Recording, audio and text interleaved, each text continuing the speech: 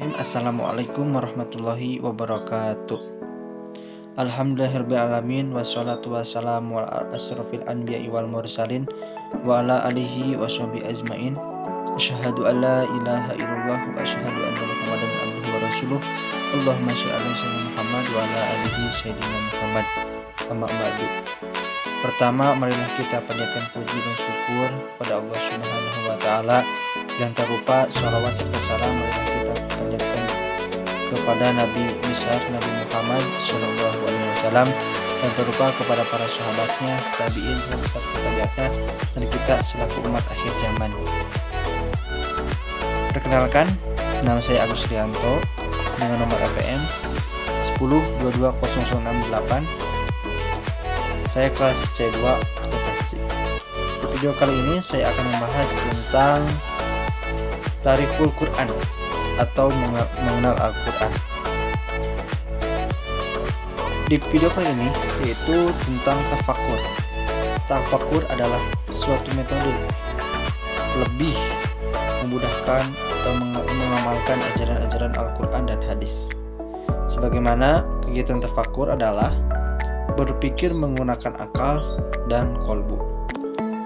Akal, berpikir menggunakan akal yaitu berpikir dan membayangkan, sedangkan menggunakan kolbu yaitu merasakan atau menghayal.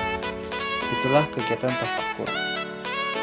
Tujuan bertafakur adalah untuk meningkatkan kesadaran kita kepada Allah Subhanahu wa taala. Sebagaimana firman Allah dalam Quran surat Yunus ayat 100. A'udzu billahi minasyaitonir rajim. Bismillahirrahmanirrahim. Wa ma kana li nafsi an tu'mina illa bi idznillah. Wa yaz'alu rizza 'alal ladzina la ya'qilun. Quran surat Yunus ayat 100 yang artinya, dan tidaklah seorang pun akan beriman kecuali dengan izin Allah, dan Allah melimpahkan kemungkaran kepada orang-orang yang tidak mempergunakan akalnya. Itulah Quran surat Yunus ayat 100. Yang selanjutnya yaitu kalamullah. Kalamullah adalah dua unsur dari kata lafaz wahyu kepada para rasul melalui malaikat Jibril. Al-Quran diturunkan secara mutawatir atau secara berturut-turut atau berangsur-angsur. Jadi Al-Quran turunnya secara berangsur-angsur, tidak secara mutlak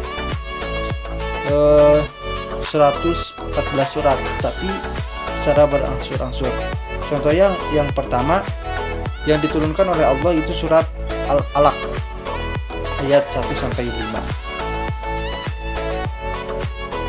Nah, Rasulullah SAW mempunyai hikmah, yaitu hikmah dari Al-Quran yang pertama menguatkan hati, peneguhan hati, dan pengasahan hati. Yang kedua, menjawab pertanyaan umat manusia. Dan yang ketiga, untuk memudahkan menghafal umat. Sejarah Al-Quran. Sejarah Al-Quran yaitu kita sering diperingati seperti Nuzulul Quran, yaitu di tanggal 17 Ramadan.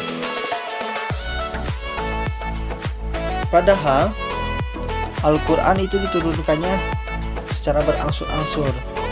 Namun setiap tanggal 17 Ramadan kita sering diperingati yaitu 17 Ramadan sebagai Nuzulul Quran atau sebagai diturunkannya Al-Quran. Sebagaimana dalam Quran surat Al-Qadar ayat 1. A'udzu billahi minasyaitonir rajim. Bismillahirrahmanirrahim. Inna anzalnahu fi lailatul qadr. Yang artinya Sesungguhnya kami telah menurunkan Al-Quran pada malam kemuliaan. Jadi Al-Quran diturunkan oleh Allah Subhanahu wa Ta'ala kepada Nabi Muhammad SAW melalui malaikat Jibril. Al-Quran diturunkan secara berangsur-angsur. Waktu turun Al-Quran selama kurang lebih 23 tahun, tepatnya 22 tahun, 2 bulan, 22 hari.